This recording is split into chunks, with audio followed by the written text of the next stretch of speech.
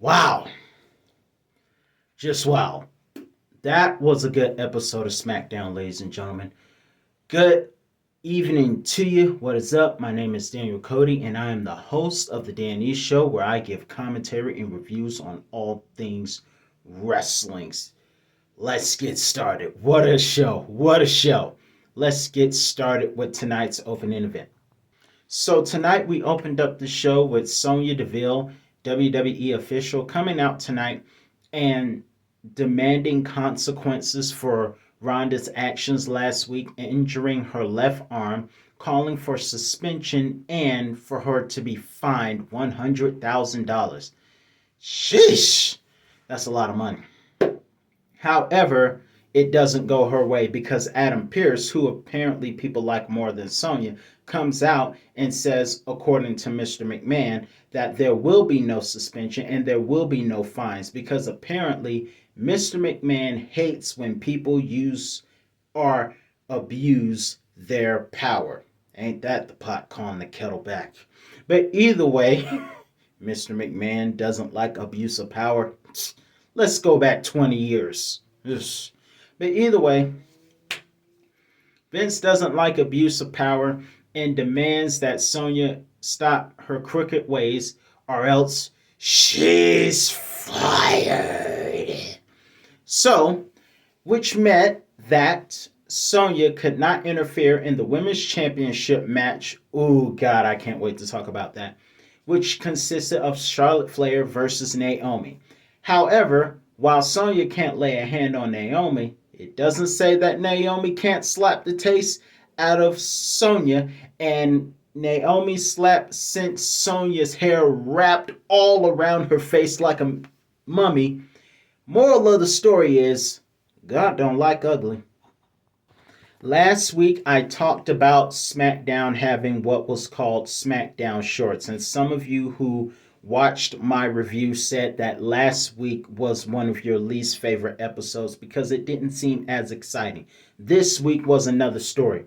However, one thing about last week that was good was the tag match between New Day and Angel Garza and Humberto Carrillo. And this match was also great. It was very exciting, very even, almost NXT Tuesday Night like, or NXT like during the Black and Gold brands of the television show, not the pay-per-views. The pay-per-views, they go all out. But either way, great showing by both men. We saw some highlights of the New Day using their electric chair with the combination of boots to the chest for a 2 count. We also saw diving moonsaults from both Angel and Humberto Carrillo coming down on Kofi Kingston for a 2 count.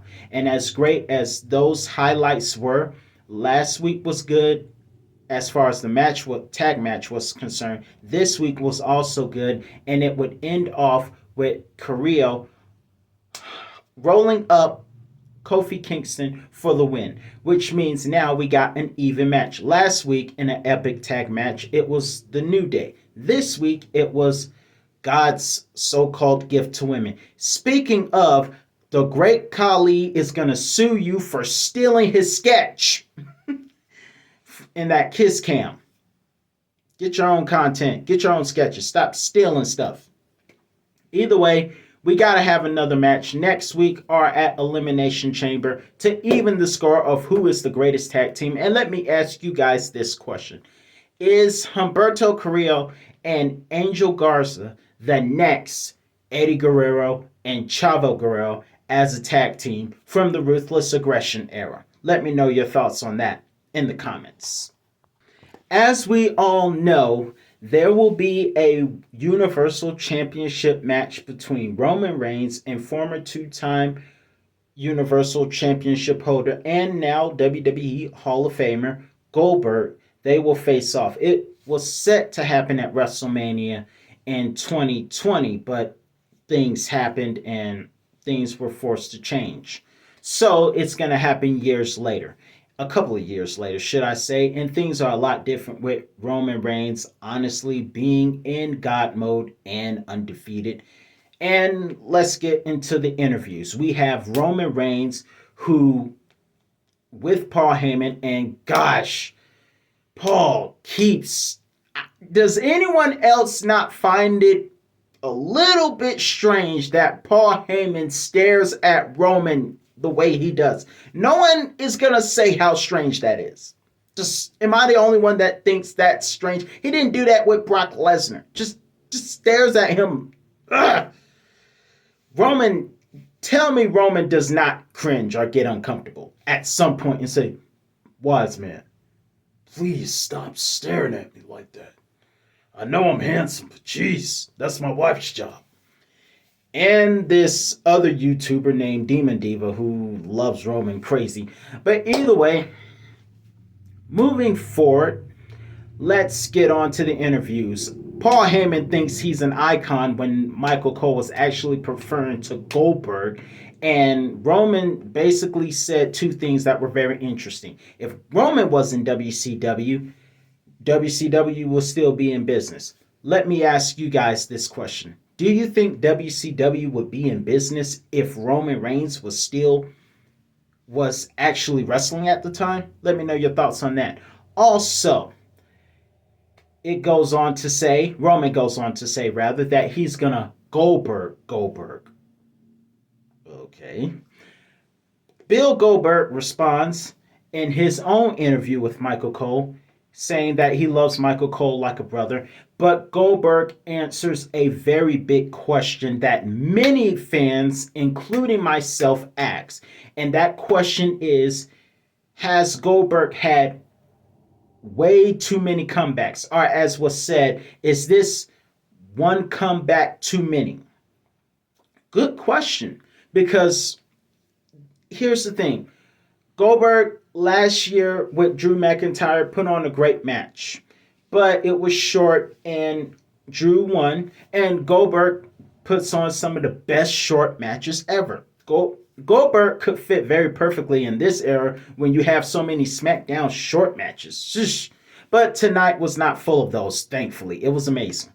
But we got to be honest. Goldberg is a Hall of Famer. Goldberg is a two-time Universal Champion. And while he did respond by saying he doesn't care what anyone, including Michael Cole, who's like a brother to Goldberg, obviously, according to what he said, Goldberg claims he doesn't care about those critics who think this may be one time too many. Also, one of the comments was hilarious last week. Someone who is always making funny jokes said that Goldberg has bought so many title shots from Target. That was a funny comment, by the way. But either way, let's be honest. Outer image, how you end your career and how you end things is very important. One of my all-time favorite wrestlers, The Undertaker, understood this, which is why he said, "You know what? My body says go, but no, my mind says go, but my body says no."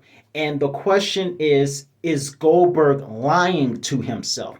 Now, make no mistake about it. He is a two-time champion. He defeated The Fiend. He defeated Kevin Owens. He defeated Brock Lesnar. But that was 6 years ago. And let's be honest, I'm sure he's in his 50s. Sting is another story because Sting will probably be 70 and still able to do amazing stuff, in my personal opinion. And I resent wrestling for not giving us Sting versus The Undertaker at WrestleMania. I resent you guys for that. Just kidding. But let's be honest. I don't know. And Goldberg said that, mentioned something about this match, this return right here sticking. The question is, will it stick for the best or will it stick for the worst as far as Goldberg is concerned? Because my concern is that Goldberg will not, how do I say this? Because of all the things he has accomplished, my concern is that Goldberg's last memories will be loss after loss after loss. Because his last match was against Drew. Lost. Epic match, but he lost. And his next match will be against Roman. And let's be honest, the booking is Roman is going to win so that Brock and Roman can face off at the most stupendous WrestleMania. Every time I hear stupendous, I think about Barney the dinosaur from when I was 4 years old. But either way, it's still going to be an amazing WrestleMania. I just wanted to point out something funny. Either way, I just hope that Goldberg doesn't destroy his legacy trying to make too many comebacks. That's what I'm saying. I think he's an amazing legend, but maybe if he loses this next Saturday, maybe 2 losses won't be too bad on him. I got a little mixed feelings about this, but let's move on. Another match, even though this match was a bit of a short, it was short but interesting. We have Natalya versus Aaliyah 317, Zelina Vega's favorite singer. I'm just kidding. Either way. Moving on, the match started off with a few amateur skills on display. Great, flips and athletic skills and whatnot. And then after we saw a bit from Aaliyah, including the Stone Cold Luthes press, piston rights by the rattlesnake, as Jim Ross would say, ironically because Aaliyah has her New Jersey 317. So, with all of that happening, eventually Natalya, we saw Aaliyah put on a bit of a Boston crab, but it got countered into a sharpshooter, and Aaliyah fought long and hard, but because there were no rope breaks, Aaliyah eventually tapped out. And even though Natalya was happy to win, because her ego had been messed up for so many weeks, she decided to attack Aaliyah again. Thankfully, Xia Li, the anti-bully protector, comes out and pushes Natalya off. This is going to be interesting. Next on this list, we have Sami Zayn's Insane podcast. My channel is better. I'm going to go out on a limb and say my channel is better than Sami Zayn's podcasts. Mine is so much better than his. The only difference is I'm fresh, so I don't have as much notoriety yet. But my review channel is better than his podcast. All due respect. But either way, let's get on. Sami Zayn was set to interview Shinsuke Nakamura and Rick Boogs. And speaking of which, Pat McAfee, I know Pat was somewhere having an amazing time. Corey Graves called him a buffoon, but Pat McAfee was somewhere having a great time. I'm going to tell you something. Tonight was great. Tonight was a great episode, and the only thing missing was Pat McAfee. Darn it. But you can catch Pat at the Super Bowl this Sunday. I know I will be watching. I'll be watching the Super Bowl, and I think it's going to be interesting. From the same location that WrestleMania will be next year, SoFi Stadium. But either way, Shinsuke comes out and has a new show called Donkey Defeated, because I have to say donkey to keep from swearing on this show, just in case my mom's watching. But Sami Zayn has a prank of his own, because after talking and annoying Rick Boogs, Rick picks up the mic and is tased by the mic or vibrated. I don't know what happened, and it hurt him, and it distracted Shinsuke long enough for Sami to go for the haluva kick. This just got serious, and Sami Zayn will face Shinsuke next week. You know what I wish, though? I wish Sami Zayn versus Shinsuke would be just as good as their match at NXT TakeOver Dallas in 2016. That was awesome. Next, we have Happy Corbin versus Cesaro, and Cesaro gets no TV entrance time. What is up with that? What's up with that? Going forward, Corbin basically took control of 80% of the match, but of course, Cesaro showed some stuff with a highlight suplex of his own and some corkscrews. I want to see a swing. We didn't see a swing. Darn it. But either way, Cesaro versus Corbin ends with Corbin defeating Cesaro with the end of days. And in other news, Magic Mike Moss with a black eye will still face Drew McIntyre at Elimination Chamber. Falls count anywhere. Anything goes, including the sword. Before I get to tonight's main event, I want to make a couple of short statements. A. Xia Li, because she is anti-bully and hates vultures, Xia Li should be a spokesperson for don't be a bully, be a star. I hate bullies. Number 2, it was great to see The Rock pay tribute to his father in tonight's Black History tribute. It was amazing. And also, I'm betting that at WrestleMania, Drew McIntyre will face Happy Corbin and Claymore kick his bald head off and break his so-called undefeated streak ever since he became happy. Now let's get to this amazing main event. Let me tell you, this is so much better than last week. And I love WWE and I love their product and everything, but this is so much better than last week. This episode of SmackDown was awesome. So let's get into this main event between Charlotte and Naomi. It was an amazing, very even match between both women. And I want to tell you guys something. I need you guys to help me remember something. Today, whatever today's date is, I want to remember it because when Charlotte's birthday comes up, I will be putting this match on my favorite matches from her, as well as for Naomi when her birthday comes up, because both these ladies put on an amazing show. It started off filling out process. We saw a corkscrew from Naomi, as well as a crossbody for the 2 count. Then for a second, Naomi took control. And then we see more from Charlotte took control. And then we saw more from Naomi, including a blockbuster. And Naomi got into the clutches of Charlotte, with Charlotte taking control of the sleeper hold. And to counter Naomi's head scissor attempt, Charlotte would go for a powerbomb and it would go for a 2 count. However, moving forward, we would see Charlotte Flair go for this moonsault, which is tribute to her husband Andrade, who's on AEW. But that got countered, and we would see a rear view. I don't know if that hurts as much, but nonetheless, we saw a rear view from Naomi for a 2 count, and the fans went like, oh my goodness. It was like watching an NXT match. It really was.